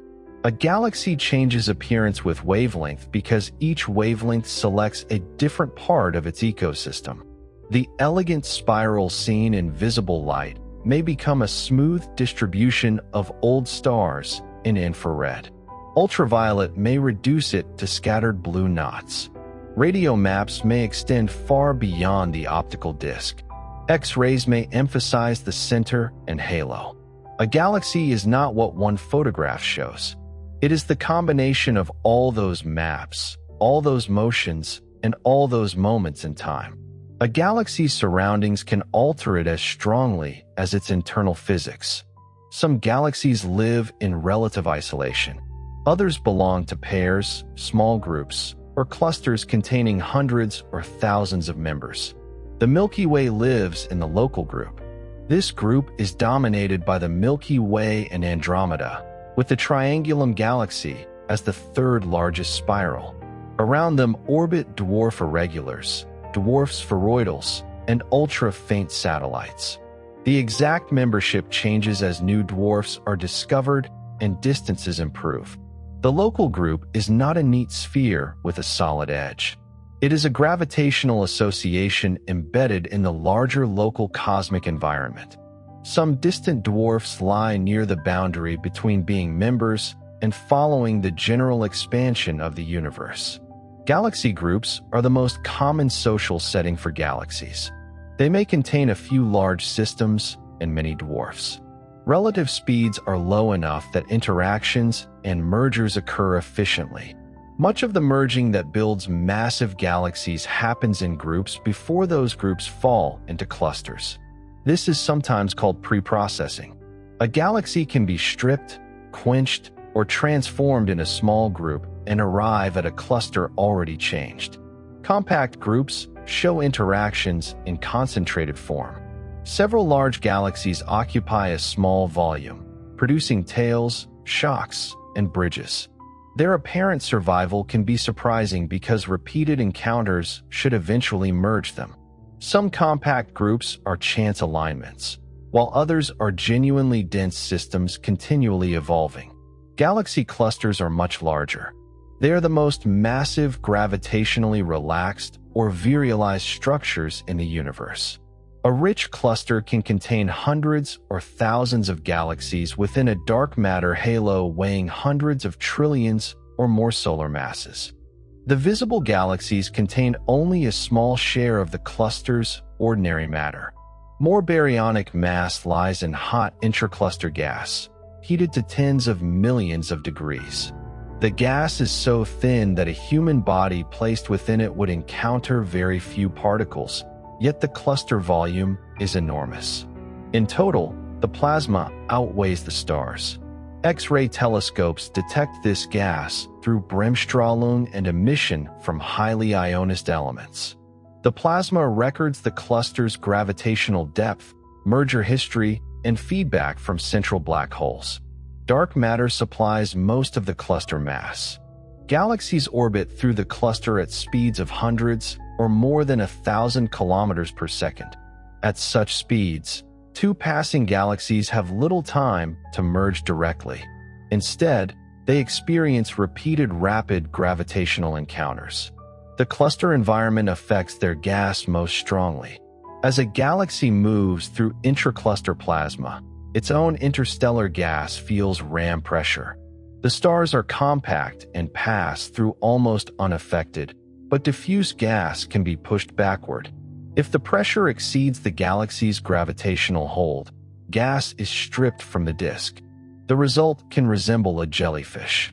Long tails of gas trail behind the galaxy, sometimes forming new stars and knots.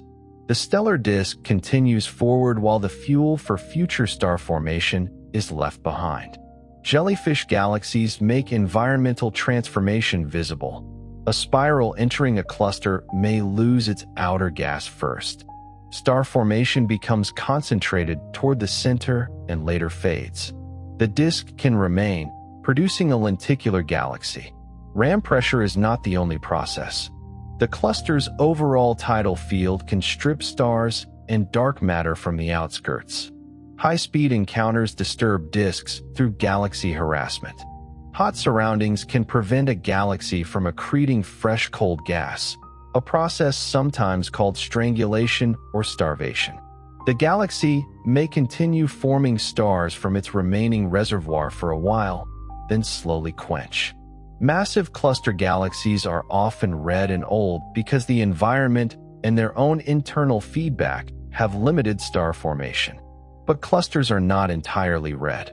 Infalling spirals, starbursts, active nuclei, and blue dwarfs remain. Cluster outskirts differ from cluster cores. The population changes with redshift because young clusters are still assembling. A cluster is an ecosystem with geography. At the center often sits a giant elliptical galaxy near the bottom of the gravitational potential. Around it lies dense hot gas. Farther out, groups and individual galaxies fall in along filaments. The cluster itself grows by merging with other clusters and groups. Cluster mergers are the most energetic events since the Big Bang in terms of total kinetic energy. Two enormous dark matter halos pass through one another. Their hot gas collides, shocks, and slows. Galaxies mostly pass through because they occupy little volume. Gravitational lensing reveals where the mass lies. The bullet cluster became famous because its hot X-ray gas is separated from the main gravitational mass inferred through lensing. The gas interacted and lagged behind, while the galaxies and dark matter passed through more freely. This separation is strong evidence that most cluster mass is not ordinary collisional gas. The bullet cluster alone does not define all dark matter physics, and alternative gravity theories must be evaluated against many systems. But the geometry provides a vivid demonstration that visible plasma and dominant mass need not occupy the same place. Clusters also act as natural telescopes. According to general relativity, mass curves spacetime. Light from a more distant galaxy follows that curvature. A massive foreground cluster can bend, stretch, magnify, and multiply the background image. This is gravitational lensing. Strong lensing produces dramatic arcs and sometimes nearly complete Einstein rings. The same background galaxy may appear several times around the cluster. Weak lensing produces subtler distortions in the shapes of many background galaxies. Individually, each distortion is difficult to distinguish from the galaxy's natural shape. Statistically, thousands or millions of galaxies reveal the mass distribution of the foreground universe. Lensing maps both ordinary and dark matter because gravity responds to total mass. It also allows telescopes to observe objects that would otherwise be too faint. Hubble and Webb use lensing clusters as cosmic magnifying glasses. A tiny high redshift galaxy may be brightened enough for spectroscopy. The magnification comes with distortion and model uncertainty, but it opens a window onto extremely faint populations. Microlensing occurs when individual stars or compact objects pass across a background source. In lens quasars, stars in a foreground galaxy can magnify different parts of the accretion disk, helping estimate its size. In the Milky Way, microlensing searches find planets and constrain compact dark objects. At larger scales, lensing helps measure cosmic geometry and the growth of structure. The arrangement of galaxies inside clusters also reveals a morphology density relation. Dense regions contain a larger fraction of ellipticals and lenticulars. Low-density fields contain more star-forming spirals. The relation does not have one cause. Massive galaxies formed early in dense peaks. Mergers occurred frequently. Gas stripping and starvation operated later. Internal feedback correlated with mass. Environment and history became intertwined. A present-day elliptical in a cluster may have been shaped by events before the cluster fully formed. Clusters themselves are not the largest visible patterns. They occupy nodes in the cosmic web. When astronomers map galaxy positions over enormous volumes, galaxies form filaments, walls, sheets, and knots surrounding broad voids. The pattern resembles foam, a web, or a three-dimensional network of roots. It began with the same tiny density variations seen in the cosmic microwave background. Gravity drew matter out of underdense regions and toward denser ones. Collapse occurred fastest along one direction, creating sheets, then along another, creating filaments. Intersections became the sites of groups and clusters. Dark matter defines most of the web's mass. Gas follows it, shock heats, cools, and feeds galaxies. Galaxies therefore act as luminous markers of a much larger invisible structure. The filaments are not solid cables. They are broad regions where matter density exceeds the cosmic average. A filament may extend for tens or hundreds of millions of light years and contain many groups, galaxies, and diffuse gas. Some of the universe's missing ordinary matter is thought to reside in warm, hot intergalactic gas along these structures. This gas is difficult to detect because it is thin and highly ionized. Absorption lines, X-ray emission, and the thermal Sunyaev-Zeldovich effect provide indirect ways to find it. Between filaments lie cosmic voids. Voids can span tens or hundreds of millions of light years. They are not completely empty. They contain dark matter, gas, and small galaxies, but at much lower density than the cosmic average. A galaxy inside a void develops under different conditions. It experiences fewer encounters and less environmental stripping. It may accrete gas quietly for longer. Void galaxies are often smaller and more actively star-forming than comparable cluster galaxies, though there is wide variation. The Webb creates large-scale flows. Galaxies and groups move toward filaments and nodes while the universe expands overall. Local gravity can overcome expansion within bound systems. The solar system does not expand. The Milky Way does not expand internally. The local group is gravitationally connected. Across sufficiently large distances, cosmic expansion dominates. The concept of a supercluster attempts to describe broad concentrations of clusters and groups. The local group is associated with the Laniakea region, defined through observed galaxy motions flowing toward a common basin of attraction. Laniakea spans roughly 500 million light-years by that flow-based definition. It should not be imagined as one fully bound object that will collapse into a single structure. Dark energy and cosmic expansion prevent many distant parts from remaining together. Different mathematical definitions can divide the same large-scale distribution in different ways. Supercluster boundaries are therefore less definite than the boundaries of a galaxy cluster.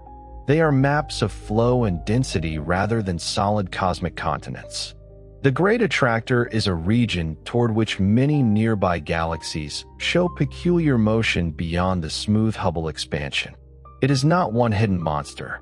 Its gravitational influence arises from concentrations of galaxies, clusters, and dark matter, including structures near the Norma cluster and the larger Shapley concentration farther beyond.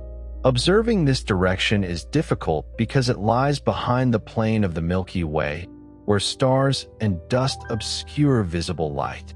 Infrared, radio, and X-ray surveys reveal what optical astronomy cannot. The cosmic web also influences galaxy spin and shape. Gas may enter a halo along preferred directions. Small halos can gain angular momentum from surrounding tidal fields. Mergers along filaments orient structures. Statistical studies look for alignments between galaxy spins and their host filaments.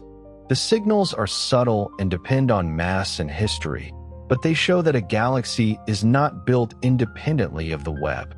Its surroundings guide the material from which it grows. Euclid, the dark energy spectroscopic instrument, the Vera C, Rubin Observatory, and future surveys are mapping this architecture with extraordinary detail. They measure galaxy positions, redshifts, shapes, clustering, and lensing.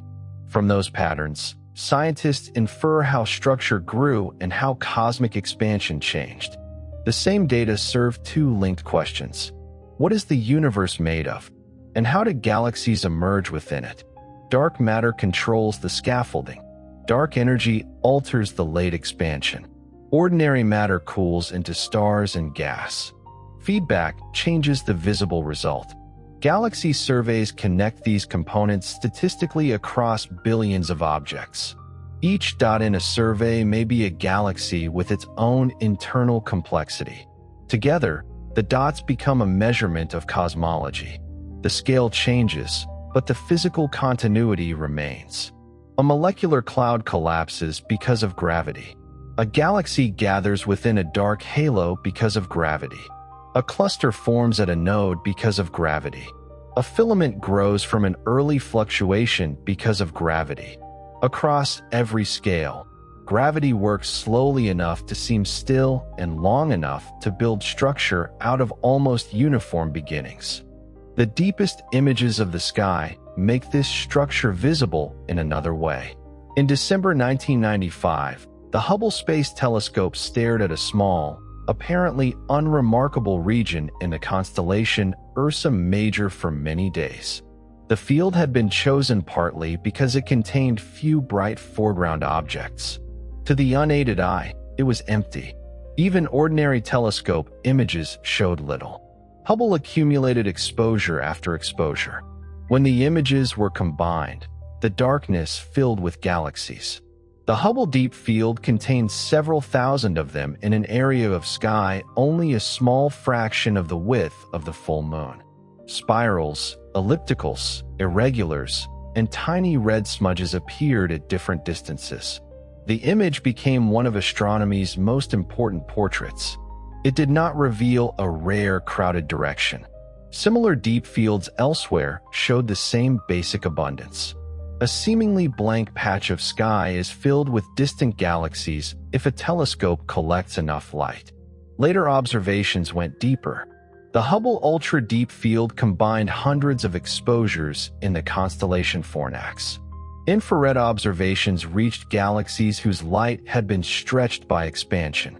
The Extreme Deep Field assembled data across a decade. Each improvement turned faint points into populations. A deep field is not a conventional landscape. Objects that appear side by side may be separated by billions of light years in depth. A large foreground spiral can lie near a tiny background galaxy seen when the universe was young. The image layers cosmic time onto one flat detector. Every direction becomes archaeology. Nearby galaxies show mature structure and detail. More distant systems appear smaller and less regular. At the greatest distances, only intense young stars, strong emission lines, or active black holes may be detectable. Surface brightness introduces a strong bias. As the universe expands, the apparent surface brightness of extended objects fades rapidly with redshift. A distant galaxy may contain old stars and broad low-brightness structure that remains invisible while a few bright knots are detected. Early galaxies can therefore look more compact and clumpy than they truly are. Telescope resolution and wavelength also change the comparison. A nearby galaxy viewed in ultraviolet may resemble the scattered knots of a distant galaxy because both images emphasize young stars. Astronomers account for this morphological K-correction when comparing populations across time. Webb's deep fields add longer infrared wavelengths and greater sensitivity. The first Webb deep image, centered on the galaxy cluster SMACS0723, revealed arcs from gravitational lensing and a background filled with remote systems.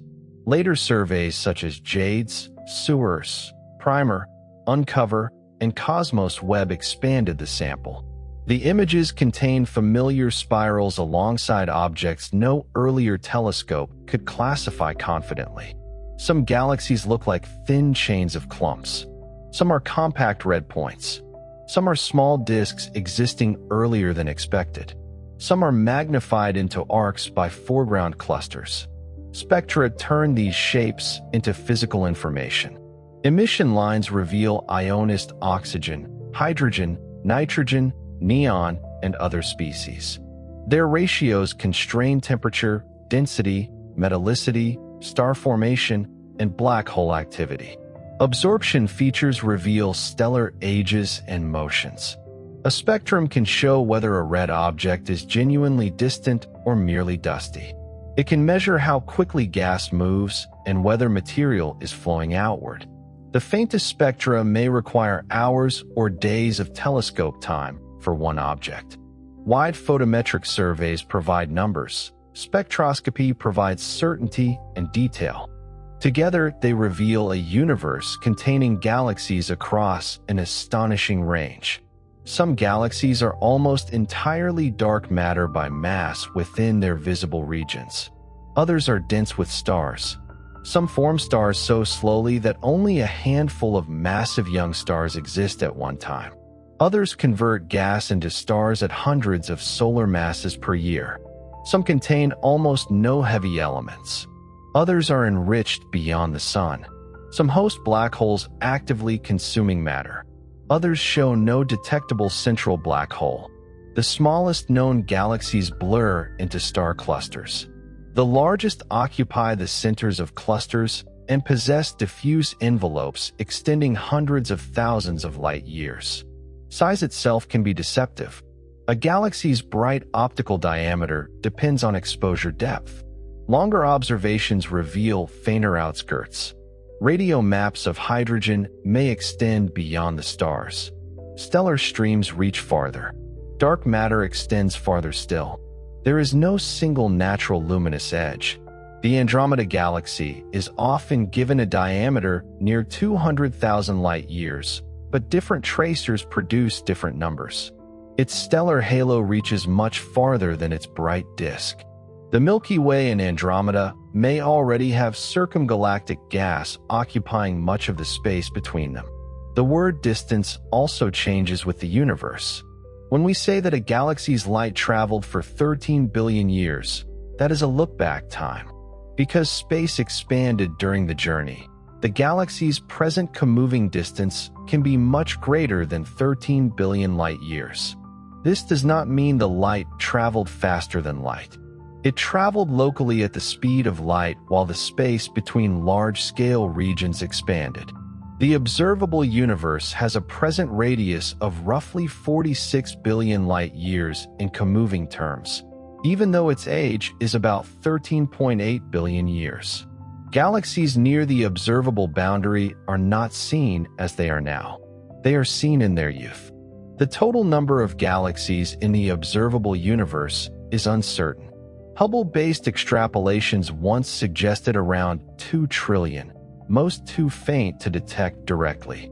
Other summaries use a conservative statement of at least 100 billion. The difference reflects how astronomers define and extrapolate faint dwarf populations below current detection limits. A precise count does not yet exist. The safest conclusion is that the observable universe contains at least hundreds of billions of galaxies and may contain far more when extremely faint systems are included. Their sizes vary so widely that multiplying one typical star count by one galaxy count produces only a rough illustration. A dwarf may contain thousands or millions of stars. The Milky Way contains on the order of 100 billion or more. Giant galaxies can contain many times that number. There may be around 10 sextillion or more stars in the observable universe, but even that estimate carries broad uncertainty. Numbers of this scale are difficult to feel. Deep images make them visible without making them comprehensible. A tiny reddish mark in the ultra-deep field may be a galaxy containing billions of stars. A cluster of marks may represent a structure stretching millions of light-years. The empty black background may contain sources still too faint to see. The image is crowded, yet most of space remains empty by ordinary standards. Stars occupy an almost negligible fraction of galactic volume. Galaxies occupy a small fraction of the distance between clusters. Matter concentrates into threads around vast voids. The universe is structured by emptiness as much as by light. Galaxies also reveal distance through supernovae. Certain exploding white dwarfs, called Type I supernovae, have luminosities that can be standardized. By comparing their apparent brightness and redshift, astronomers discovered in the late 1990s that cosmic expansion is accelerating. The unknown cause was named dark energy. Galaxies served as hosts for the explosions and as reference points for measuring expansion. Other distance indicators operate at different ranges. Cepheids calibrate nearby galaxies. The tip of the red giant branch provides another stellar standard candle. Surface brightness fluctuations work in relatively nearby smooth galaxies. The Tully-Fisher relation connects spiral rotation speed with luminosity. The fundamental plane relates properties of elliptical galaxies. Each rung overlaps with others. The cosmic distance ladder is not one perfect ruler. It is a network of methods with calibrations and systematic uncertainties. Those uncertainties matter because small differences in the current expansion rate connect to the Hubble tension. Measurements based on the nearby distance ladder tend to produce a higher Hubble constant than values inferred from the early universe under the standard cosmological model. Galaxies sit at the center of this disagreement. Cepheids, supernova hosts, red giant stars, gravitational lenses, masers, and standard sirens all involve galactic environments. The tension may arise from hidden systematic effects, new physics, or some combination not yet recognized. Galaxies are therefore not merely things cosmology explains. They are instruments through which cosmology is tested. Their clustering measures baryon acoustic oscillations, a preferred scale left by sound waves in the early universe. Their shapes reveal weak lensing. Their velocities reveal gravitational growth. Their abundance in clusters constrains matter density. A survey of galaxies can measure properties of the universe that no individual galaxy contains. At the same time, cosmology affects every galaxy. Dark matter determines halo formation. Expansion controls the supply of fresh material. Reionization suppresses star formation in small halos. Dark energy changes the future availability of distant neighbors. The large and small scales continually meet. A star forms inside a molecular core because gravity overcomes pressure. Whether that core exists depends on the gas history of its galaxy. The gas history depends on the halo and environment. The halo grew from the cosmic web. The web grew from primordial fluctuations. The element in a planet can be traced through this entire hierarchy. It was produced in a star, ejected into a galaxy, mixed with gas, incorporated into another cloud, and eventually assembled into a new system. The history of matter is a history of changing membership. Galaxies look like islands because stars cluster into bright bodies separated by dark distances. But matter does not respect the metaphor. Atoms cross galactic boundaries. Stars are stripped. Black holes merge. Gas flows through filaments. Radiation travels between systems. Gravity reaches without an edge. The island is a temporary pattern in a connected cosmos. Galaxies also have futures. A galaxy does not age like one star because it contains stars born at many times and can acquire new material. Still, broad trends emerge as gas is used, expelled, heated, or locked away. The Milky Way will continue forming stars for billions of years, though not at its present rate forever. Its cold gas supply is finite. Fresh material may arrive through the circumgalactic medium, the Magellanic Stream, and smaller accretion events. The Large Magellanic Cloud is likely to merge with the Milky Way on a timescale of a few billion years, bringing stars, gas, and dark matter. That interaction may disturb the disk and increase activity near the center. Andromeda's future remains less certain than older accounts suggested, but it will continue evolving whether or not it merges with the Milky Way soon by cosmic standards. Its satellites will orbit, dissolve, or merge. Its gas will circulate. Its stellar population will age. Its central black hole may experience new feeding episodes. On longer timescales, most galaxies in gravitationally bound groups are expected to combine. Within the local group, cosmic expansion does not pull the members apart because their mutual gravity dominates. Dwarfs will be stripped or absorbed. Large systems may merge depending on their orbits. Far beyond bound groups, dark energy changes the view. Accelerated expansion causes distant, unbound galaxies to recede ever more rapidly. Their light becomes increasingly redshifted and faint. Eventually, galaxies beyond the local bound region will cross a cosmic event horizon in the sense that signals emitted after some time will never reach us. They do not locally move through space faster than light. The large-scale metric expansion increases the distance between regions. In the remote future, observers within a merged or isolated local group galaxy may see little evidence of the wider universe. Distant clusters will have faded beyond detectability. The cosmic microwave background will be stretched to wavelengths too long and energies too low to observe easily. The expanding universe may appear almost empty outside the local gravitational island. Future astronomers could have great difficulty reconstructing the Big Bang from their sky. Before that era, galaxies will gradually exhaust their ability to form ordinary stars. Red dwarfs can shine for trillions of years. They outlive stars like the Sun by enormous factors. As gas becomes scarce, star formation will slow and cease. Galaxies will become collections of long-lived low-mass stars and stellar remnants. White dwarfs, neutron stars, and black holes will remain. Gravitational encounters will slowly rearrange their orbits. Some stars and remnants will be ejected into intergalactic space. Others will fall towards central black holes. The timescales become almost beyond language. In the present universe, 100 million years can transform a merger. 10 billion years can change the entire galactic population. In the far future, processes may unfold over trillions, quadrillions, or vastly more years. The eventual fate depends on physics not yet fully known, including whether protons decay and how black holes evaporate. But galaxies as bright star-forming systems are temporary. Their age is long compared with civilization and short compared with some possible cosmic futures. This temporary nature makes the present universe special in a limited observational sense.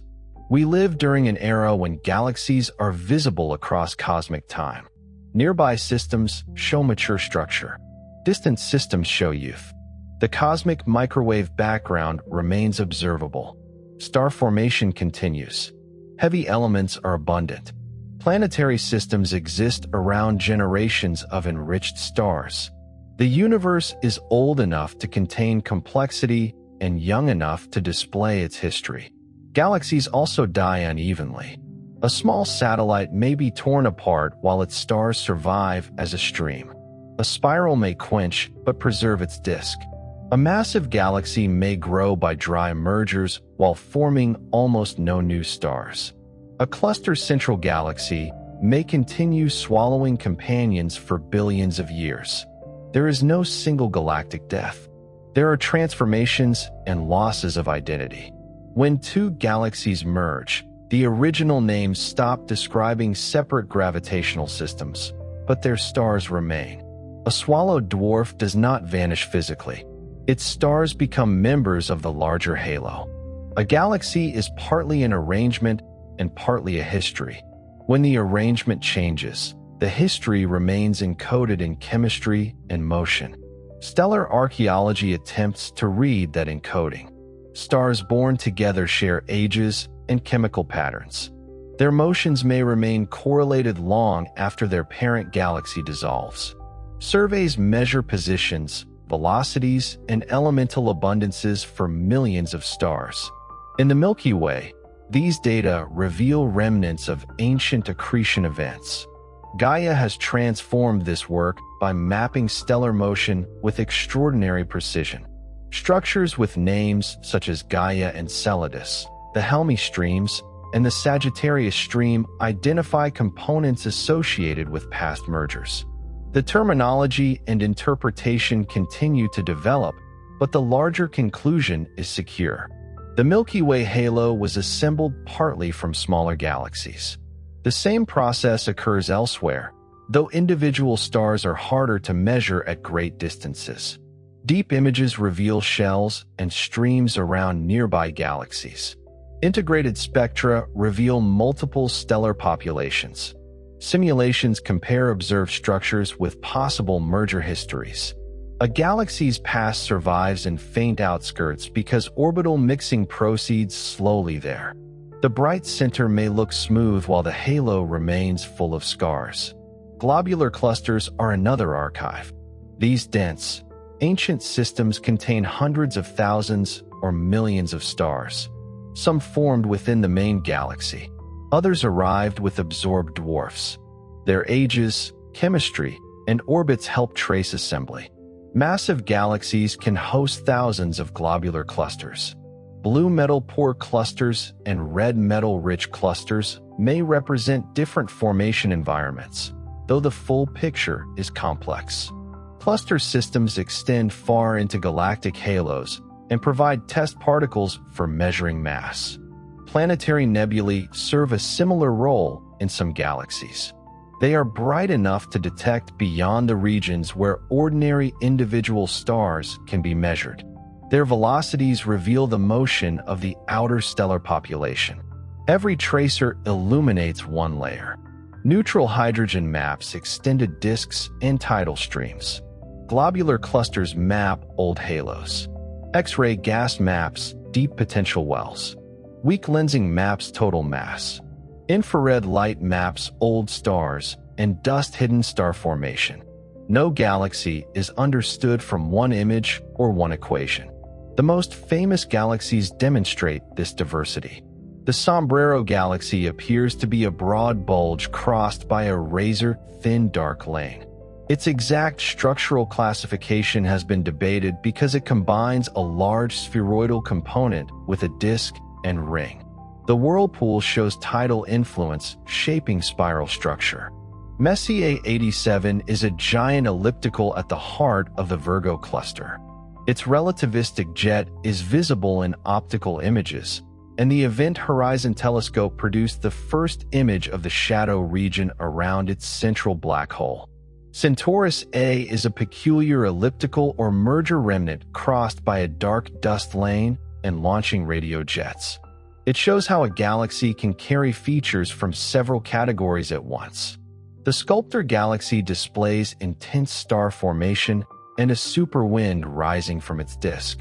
The Cigar Galaxy, Messier 82, is a starburst system whose central regions drive glowing outflows. Interaction with the nearby Bode's Galaxy, Messier 81, helped alter its gas. The Pinwheel Galaxy shows grand spiral arms populated by star-forming regions. The Black Eye Galaxy carries a dark absorption band and evidence of complex internal motion, possibly related to an ancient merger. Hoag's object forms a nearly perfect ring around a round central core with a gap between them. Its origin is still debated. The galaxies are memorable because of appearance, but each appearance leads into physics. Dust creates the sombrero's lane.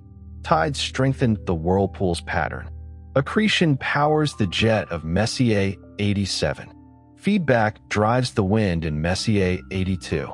Orbital history may explain the ring of Hoag's object. Beauty in astronomy is often the visible surface of dynamics. Some of the most beautiful images are composites. Different filters are assigned colors to reveal wavelength and structure. Hydrogen may be shown red. Oxygen may appear blue or green. Infrared data may be mapped into visible colors that human eyes could never see directly. These images are not necessarily what an astronaut would see from nearby. They are visual translations of data. A color composite can distinguish hot gas, cold dust, young stars, and older populations more clearly than natural color. The choices are scientific and aesthetic at once. Understanding this does not make the image less real. The measurements are real. The colors carry information. The translation allows invisible wavelengths to become visible to us. Even ordinary visible light photographs depend on exposure, detector response, calibration, and contrast. Human vision is also an instrument with limited sensitivity.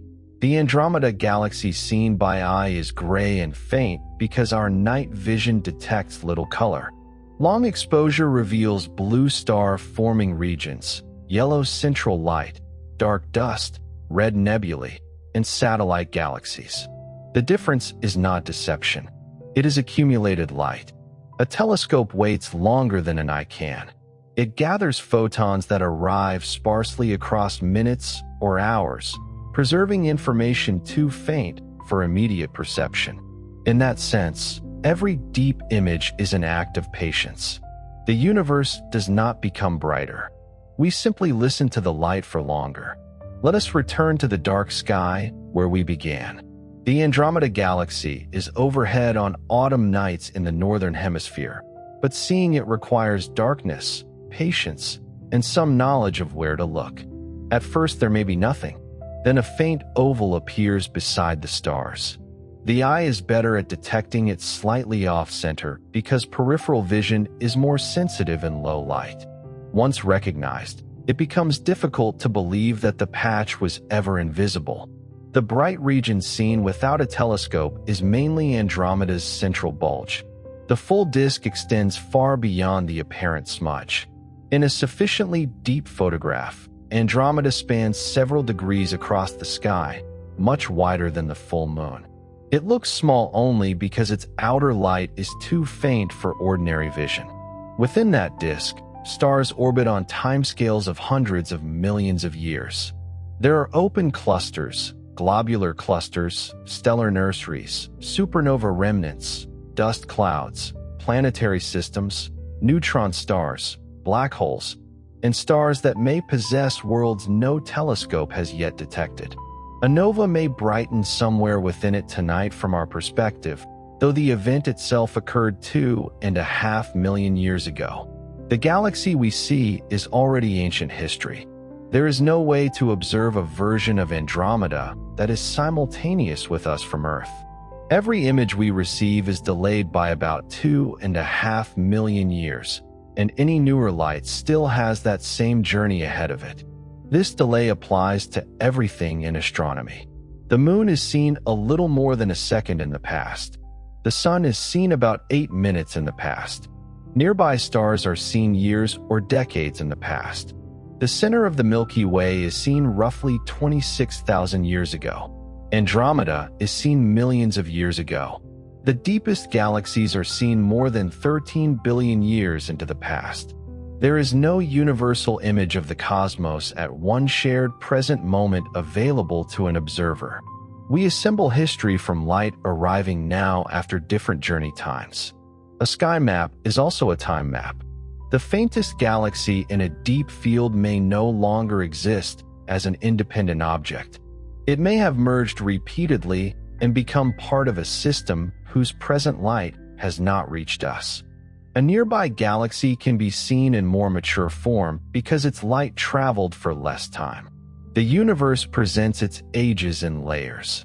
This can make the phrase observable universe misleading if it is imagined as a static sphere filled with galaxies exactly as they appear today. We observe a past light cone. Nearby regions are shown recently. Remote regions are shown early. At the edge, we do not see mature galaxies at all because their later light has not arrived. The observable universe is both a volume and a history. Galaxies are the markers along that history. Their changing populations reveal when stars formed, when black holes grew, when heavy elements accumulated, and when the cosmic web matured. A redshift survey turns those markers into a three-dimensional map. A deep field turns them into a vertical slice through time. A spectrum turns one marker into a record of chemistry and motion. Every method asks light to carry more than an image. Light reveals temperature through color and spectrum. It reveals motion through Doppler shifts. It reveals magnetic fields through polarization and synchrotron emission. It reveals mass through gravitational lensing. It reveals distance through standard candles and redshift. It reveals age through stellar populations. It reveals invisible gas through absorption against brighter background sources.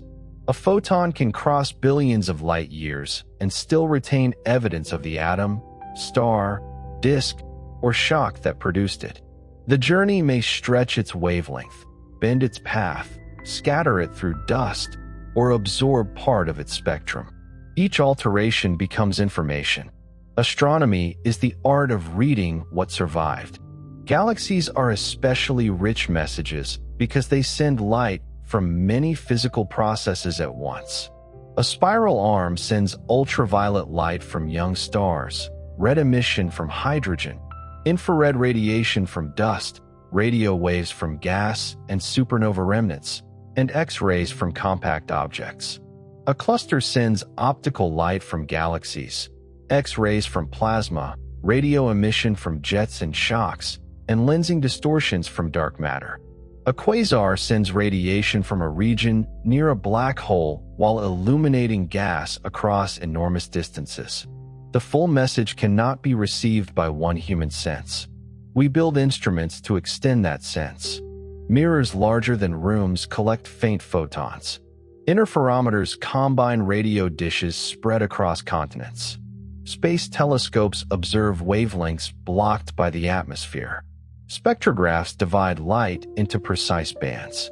Detectors count individual photons. Computers compare millions of galaxies and simulate their growth. The result is a picture of the universe that no single observer could have imagined from a faint smudge alone. Yet the smudge remains enough to begin. It tells us that the darkness contains depth. It shows that the Milky Way is not the whole universe. It proves that human eyes can receive light from another large galaxy. The emotional effect often comes from scale, but scale is not the only meaning. Galaxies show continuity. The physics operating in Andromeda is the same physics operating here. Hydrogen emits the same spectral lines. Gravity follows the same law. Stars fuse the same elements. Dust absorbs the same wavelengths. Black holes bend space-time in the same way. The galaxy is remote, but it is not outside nature as we know it. This consistency allows understanding across distance. A spectrum from a galaxy billions of light years away can be interpreted because atoms behave reliably. A supernova can measure cosmic expansion because its physics can be calibrated. A lens can map dark matter because gravity acts consistently. The universe is vast enough to exceed intuition and orderly enough to investigate. Galaxies also place human time in perspective. A civilization may last centuries or millennia. A species may last millions of years. A star may live billions. A galaxy can maintain identity through countless stellar generations, while slowly changing shape and membership. But a galaxy is not eternal. It formed from earlier structure. It evolves. It may merge, quench, dissolve, or become unrecognizable. The longest-lived thing in the image is still a process. This does not reduce its grandeur. Change is what created the structure. Without gravitational collapse, matter would remain diffuse. Without stellar death, heavy elements would not spread. Without gas cooling, new stars would not form. Without mergers and accretion, large galaxies would not assemble. Without feedback, galaxies might turn gas into stars too rapidly and look nothing like those observed. The island exists because matter moves. The darkness around it is part of the same process. A cosmic void is not a failure to form something. It is the complementary region from which matter flowed toward walls and filaments. The emptiness outlines the web. Likewise, the dark lanes of a spiral are not holes. They are clouds containing the raw material of future stars. The dark matter halo is invisible but supplies most of the gravity. The dark space between galaxies carries gas, light, and the memory of early fluctuations. Darkness in astronomy often means that our eyes are not the correct detector. Radio waves can reveal hydrogen where visible light shows nothing. Infrared can reveal stars behind dust. X-rays can reveal hot cluster gas. Lensing can reveal mass with no radiation at all. The unseen is not necessarily absent. This lesson repeats from the scale of one galaxy to the whole cosmos. Most matter is dark matter. Most ordinary matter around galaxies is difficult to see. Most galaxies may be too faint for current surveys if the highest extrapolations are correct. Much of galactic history is preserved only in subtle motions and chemical patterns. What we know is surrounded by what remains below the threshold. Future observatories will lower that threshold. Euclid will continue mapping a broad extragalactic sky. The Vera C. Rubin Observatory began its 10-year legacy survey of space and time in late June 2026 and is repeatedly photographing the southern sky, finding faint structures and transient events. Roman will survey large fields with space-based sharpness. The Square Kilometre Array and its precursors will trace neutral hydrogen and radioactivity over vast distances. Next-generation ground telescopes will obtain spectra of galaxies too faint for current instruments. Gravitational wave observatories will add a new sense.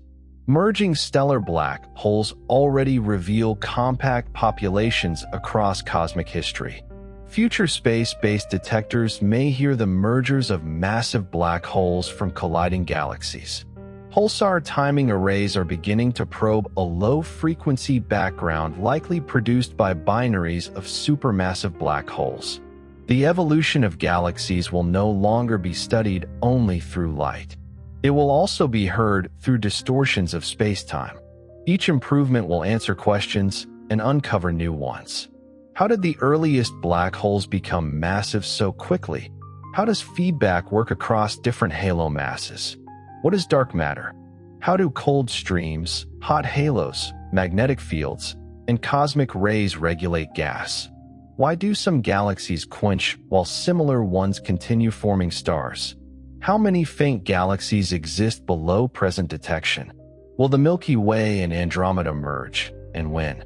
What physical process explains the full diversity of spiral arms? How did the first chemically enriched galaxies form so rapidly? A mature science is not one that has no questions. It is one that knows which uncertainties are real. Several numbers often repeated in popular accounts can sound more settled than they really are. 2 trillion galaxies, a guaranteed Milky Way Andromeda collision within a few billion years, or one universal density wave explanation for every spiral arm. Modern astronomy requires more careful language. The number of galaxies depends on faint populations we cannot yet count directly. The local group's future depends on difficult proper motion measurements and competing simulations.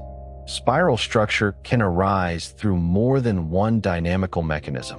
Care does not make the universe less dramatic. It makes the wonder durable. A claim that survives uncertainty is stronger than a spectacular overstatement. We know that Andromeda is a separate galaxy about 2.5 million light-years away.